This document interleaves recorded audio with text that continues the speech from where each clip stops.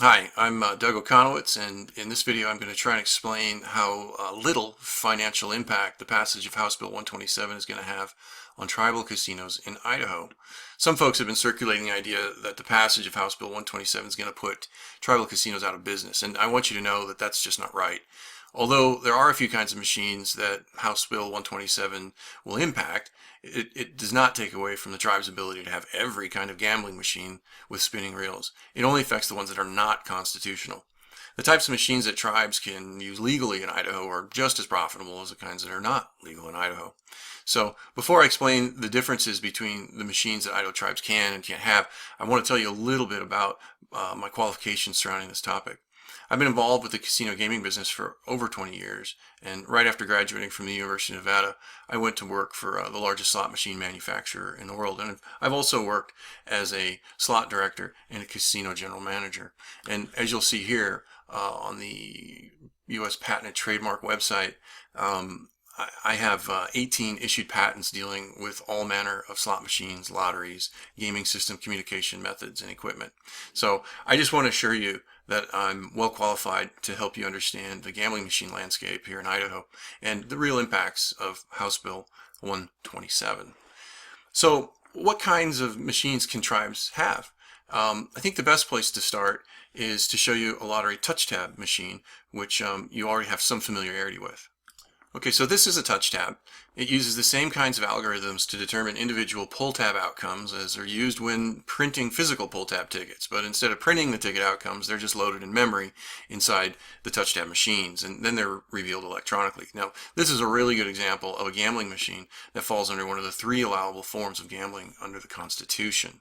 As you can see here, in Article 3, Section 20 of the Constitution, there are only 3 types of gambling that are allowed. You've got lottery, parimutuel betting, and bingo. And if a gambling machine is not based on one of these 3 allowable forms of gambling, then it's simply not constitutional, no matter what else is going on. So there are a lot of video gaming devices that employ spinning reels that can clear this constitutional hurdle. And Idaho tribes have used many of them for years and years. And here's an example of a bingo-based machine that actually uses spinning reels. As you can see, it has a bingo card here in the bottom left corner of the screen. That means it's based on a bingo game. The player is playing against other players who are also engaged in this bingo game. So this is a really good example of the type of game that satisfies the primary hurdle in Article 3, Section 20 of the Constitution. Additionally, it's important to note that these types of games are very profitable and well liked by casino patrons. In other Native American gaming jurisdictions like California, for example, where tribes can have any kinds of machines that they want, they often choose to use this type of machine over Nevada-style slot machines because of how profitable and popular they are. Okay, so here's an example of a machine that does not appear to be constitutional.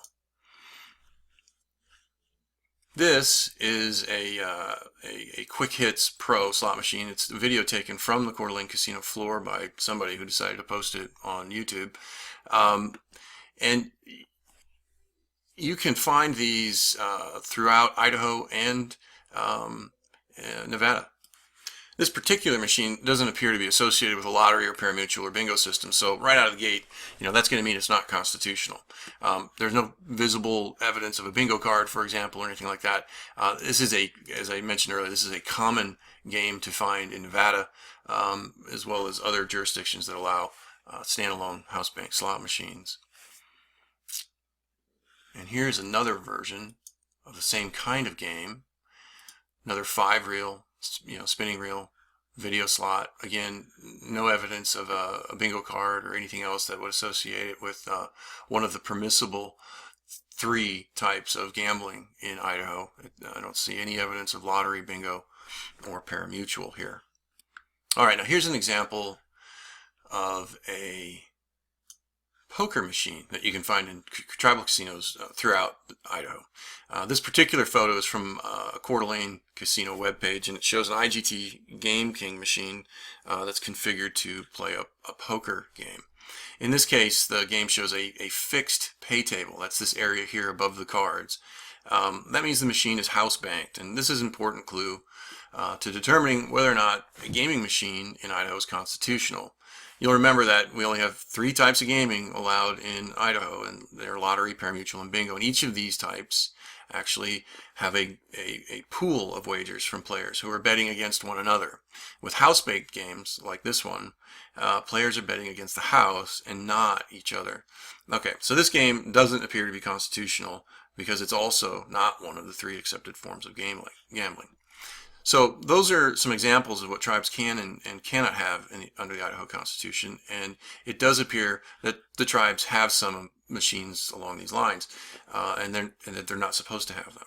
So House Bill 127 will remove any ambiguity in 67-429B that presently confuses the issue, and it will put the state in a better position to enforce the agreed upon compacts between the states and the tribes and get rid of these types of games without getting rid of all of their games. So it's important to remember the passage of House Bill 127 is not going to put the tribes out of business. You remember these types of games the tribes will be able to continue to have even if House Bill 127 is passed. So, and they're very popular and very profitable, so the tribes really shouldn't suffer at all. And best of all, they can operate them without violating the compacts or the Constitution. Does this compact permit the Coeur d'Alene tribe to have slot machines? It does not. Again, I come back, I don't mean to sound like a broken record, but it's important to keep in mind that there are only 3 kinds of gaming permitted in Idaho. Their compact is the same as, it has to comply with state law, right? Correct. And that's what the compact, the 2 are the same, essentially. That's correct.